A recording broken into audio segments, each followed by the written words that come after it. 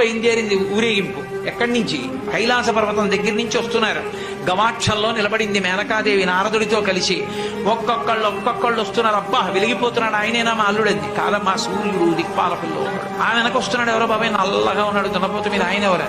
మీ అల్లుడు కాదు, బెంగపెట్టుకోడు, యమధర్మరాజు గారు. ఆ వెనకాతల అబ్బా చల్లగా ఎంత బాగున్నాడు, ఎవరు? చంద్రుడు, మీ అల్లుడు కాదు. ఈయనెవరోనయో చాలా అందంగా ఉన్నాడు, ఎర్రగా ఉన్నాడు, కాంతులీనుతున్నాడు, బ్రహ్మగారు. మీ అల్లుడి దగ్గర పురోహితుడమ్మా, పెళ్లి చేయడానికి వచ్చే బ్రహ్మగారు ఆయన మీ అల్లుడు కాదు. ఓ అలాగా, ఇతను ఎవరో నీలమేఘశ్యాముడు, చాలా అందంగా ఉన్నాడు, శాంతాకారం భుజగచైనం పద్మనాభం సురేశం. అమ్మా, ఆయనకి మీ అల్లుడికి భేదం చెప్పకూడదు కానీ ప్రస్తుతం మీ అల్లుడు కాడు. ఆయన వెళ్ళిపోయాడు, ప్రదోష వేళ అయిపోయింది. రాడు వెడుతూనే ఉంది ఊరేగింపు, వస్తున్నారు మగపెళ్లి వారు. అలా ఆఖరికి ఒక ఆయన వచ్చాడు. చుట్టూ భూత ప్రేత పిశాచాలున్నాయి, ప్రమదగణాలున్నాయి, మధ్యలో దిగంబరంగా తాండవం చేస్తూ వస్తున్నాడు. అడగలేదు మేనకాదేవి ఆయన నారదుడే చెప్పాడు, ఆయనే మీ అల్లుడమ్మా.